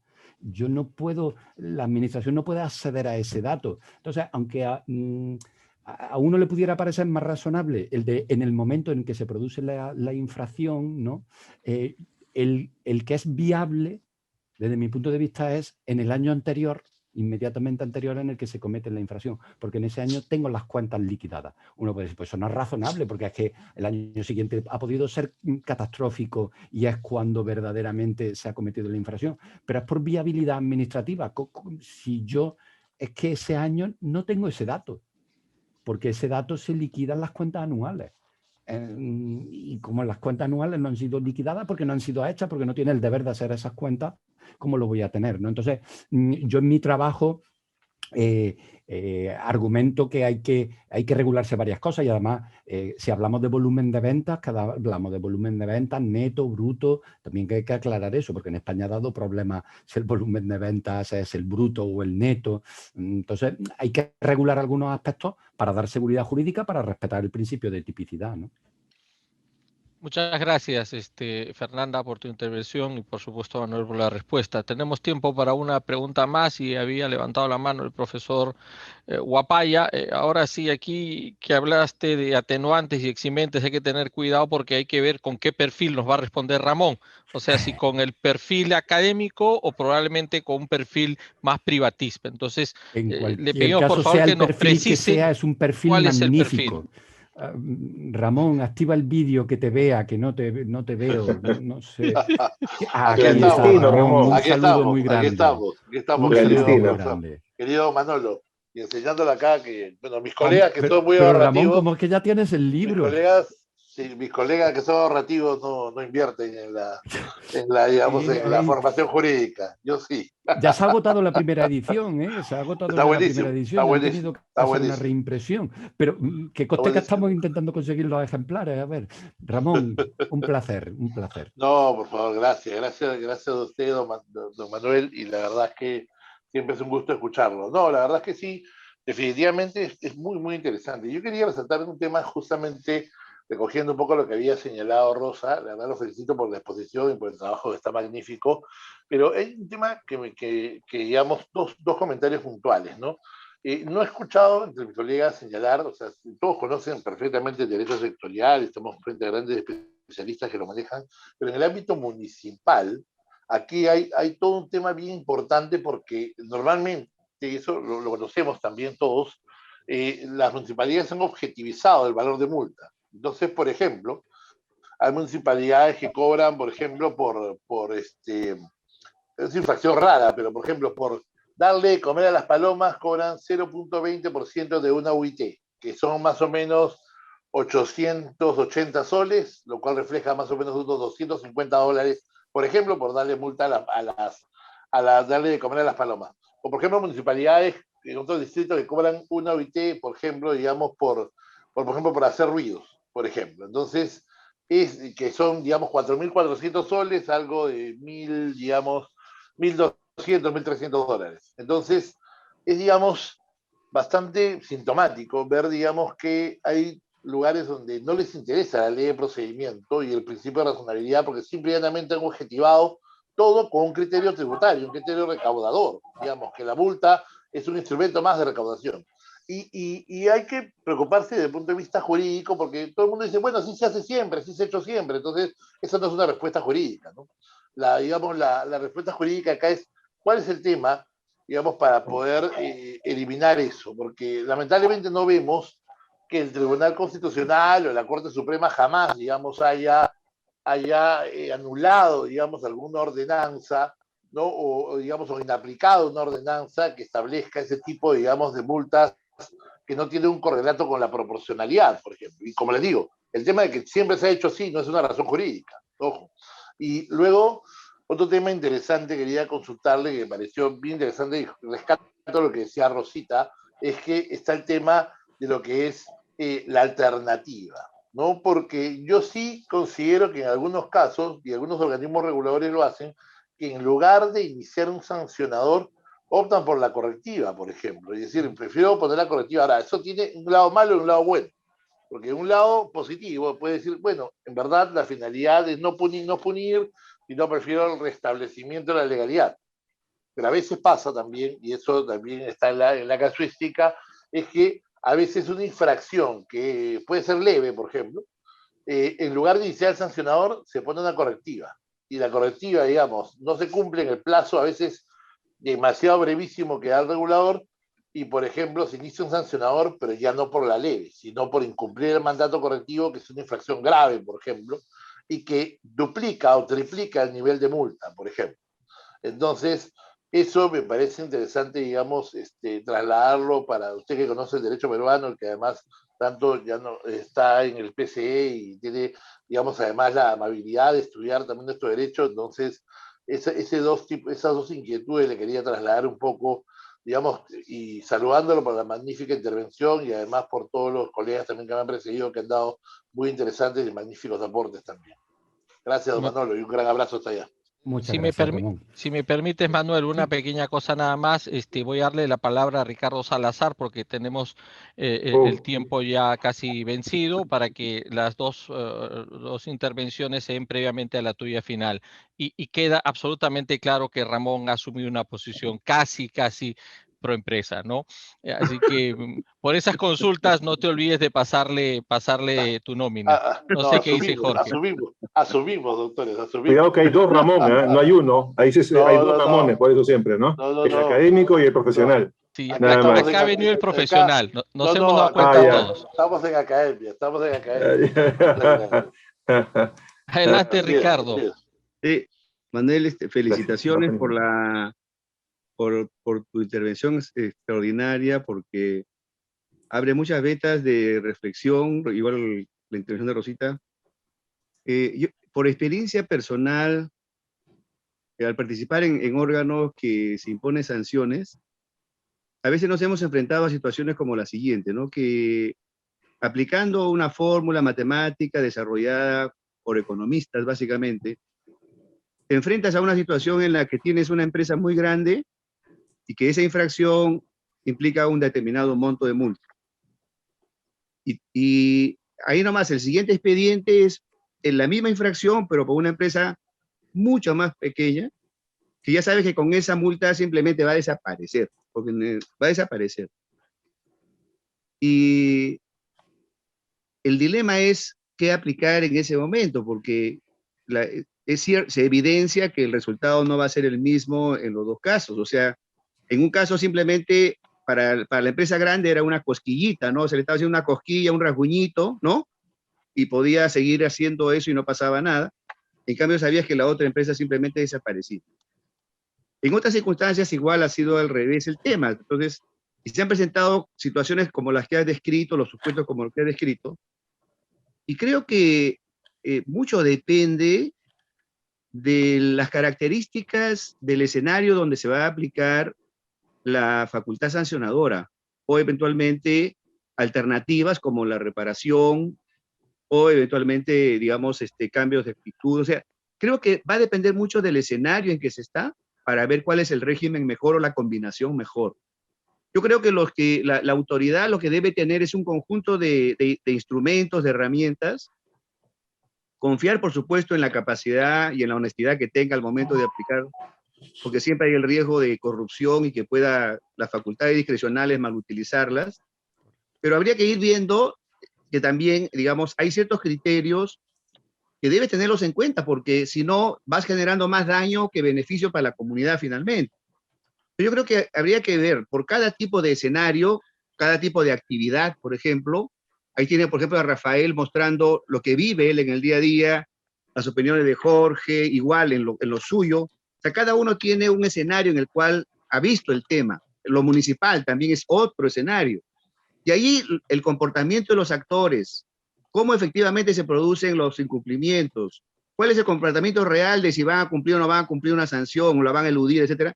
Todos esos factores hay que tomarlos en cuenta, y un conocedor de ese escenario te puede dar pautas sobre cuál es la combinación de instrumentos más apropiada para ese escenario. Y esa fórmula no aplica para otro escenario. En otro escenario, de repente, como el de los bancos, por ejemplo. Si tú aplicas una sanción en los bancos, de repente desaparece el banco y perjudicaste a todos los ahorristas, por ejemplo, ¿no? Entonces, ese tipo de factores creo que definitivamente llevan a tener aquí una visión más enfocada en saber en qué escenario estás y ahí determinar, uno, en este escenario, por el comportamiento de actores, por el comportamiento de este medio, de este mercado, lo que fuere, aquí voy a preferir en determinados casos que sean solamente resarcitorias, reparadoras y punto. Y lo otro, y lo sancionatorio en determinados casos. En otros escenarios es preferible sancionar para disuadir, ¿no? Porque no va a funcionar lo resarcitorio. Entonces, creo que depende de cada escenario, ¿eh? Esa es mi impresión, porque cuando en el Perú se ha intentado hacer una sola regla para todos, simplemente no funciona, porque en unos casos da buen resultado y en otros casos deja mucho que desear. Esa es por lo menos la experiencia, ¿no? Sí, bueno, en parte eso se consigue dándole margen de decisión y de regulación a los reguladores, ¿no? Que pueden aprobar los reglamentos de fiscalización, infracciones y sanciones. La mayoría de los reguladores han aprobado sus propios reglamentos en sus ámbitos, ¿no? En sus ámbitos de aplicación. Completamente de acuerdo, ¿no? Hay que atender a la realidad y cada regulación pues tiene que atender, y aplicación tiene que atender a esa realidad, ¿no? Es evidente. Y Ramón, dos cosas. Una, en el trabajo por escrito sí me ocupo de lo que comentas, que son las que se llaman las sanciones fijas. Son sanciones fijas, que son pues eso, 100 euros, 200 euros, no sé cuántos soles, automáticamente, pase lo que pase y haya... Entonces, el Tribunal Europeo de Derechos Humanos y el Tribunal de Justicia de la Unión Europea sí ha declarado que algunas de esas sanciones fijas las ha declarado contrarias a ciertos derechos humanos y ciertos derechos de los de la Unión Europea, cuando la sanción fija, la infracción, no es una infracción muy simple, y si permite esa infracción distintas circunstancias, pueden concurrir en la infracción distintas circunstancias, y la sanción es fija con independencia de las circunstancias en las que concurran, entonces la ha declarado contraria a los principios de proporcionalidad, contraria al derecho a la propiedad, ¿no? Porque implica el dinero, y la ha declarado nula. Me acuerdo ahora mismo de un ejemplo. Era camión que circula por una autovía sin haber pagado al principio de la autovía. No era porque había pagado, sino que son estos que son automáticos, no sé si eso existe en Perú, que son unos dispositivos automáticos que se llevan en el coche y que directamente cargan, se cargan con dinero y ahí se carga la cuenta. Pero bueno, a fin de cuentas era que estaba circulando por una autovía sin haber pagado o sin haber adquirido ese dispositivo que cuesta un dinero. Y eso tiene una sanción fija, tenía una sanción fija. ¿Qué pasaba? Que es verdad que había circulado, no sé, imaginemos 10 kilómetros sin ese aparato, pero en la primera gasolinera que se encontró, compró el aparato y lo puso. Pero claro, ya había circulado 10 kilómetros sin ese aparato. Por tanto, le correspondía la sanción fija de, pongamos, 3.000 euros. Eso llegó, entre otras, hay varias sentencias, no sobre esto, sino sobre cosas similares. Llegó al tribunal y el tribunal consideró que eso era contrario a los derechos fundamentales, porque podían concurrir circunstancias como que ese señor hubiera comprado el aparato a los 10 kilómetros y que no se puede sancionar lo mismo a una persona que ha circulado 200 kilómetros en una autopista sin pagar nada, a una persona que no lo pudo comprar cuando entró en ese estado y que en la primera gasolinera que se encontró lo compró ya el aparato, ¿no? Entonces, hay cierta jurisprudencia del Tribunal Europeo de Derechos Humanos y del Tribunal de Justicia que dicen, de la que se deriva, que solamente se pueden aplicar sanciones fijas en cuantía para infracciones que sean muy simples, en las que no quepan que concurran como diversas circunstancias. Yo creo que la de la paloma cumple ese requisito, porque la verdad es que no me imagino ninguna circunstancia que pueda concurrir, ¿no?, en darle a una paloma de comer, ¿no? Pues le estás dando, ¿no? Eso sirve sobre todo para las infracciones masa, ¿no? Excesos de velocidad. Oiga, usted iba por encima de esa velocidad, pues ya está, iba por encima. Entonces, en esos ámbitos sí cabe, aunque claro, la propia sanción me parece excesivo desde una perspectiva española, ¿no? Esa multa por darle de comer a las palomas. O sea, que es una multa muy elevada, ¿eh? Me parece excesiva. Cosa distinta que después la municipalidad diga, muy bien, te pongo esa multa, pero te hago un descuento del 50% si pagas pronto y no me recurres, ¿no? Con lo cual, entonces, tiendo por arriba y lo que consigo al final es poner una multa razonable si pagas pronto y no me recurres, ¿no? Que supongo que esas cosas también pasarán, ¿no? Y en cuanto a la otra cuestión, de que el incumplimiento ya de la medida correctiva, infracción muy grave, bueno, claro, si lo hace así el organismo regulador, pero claro, los organismos reguladores peruanos, la mayoría de ellos tienen otra alternativa, si quieren utilizarla, que el otro día, ayer la comentaba yo precisamente en el curso, que es no ordenarme una medida correctiva, sino hacerme una recomendación. Que la recomendación puede tener casi el mismo contenido de la medida correctiva, pero claro, la recomendación sí que no es de el incumplimiento de la recomendación no es una infracción que sea muy grave. Lo que yo sí que dije ayer era que, bueno, claro, si uno al final incumple esa recomendación, yo le sancionaré por la infracción originaria.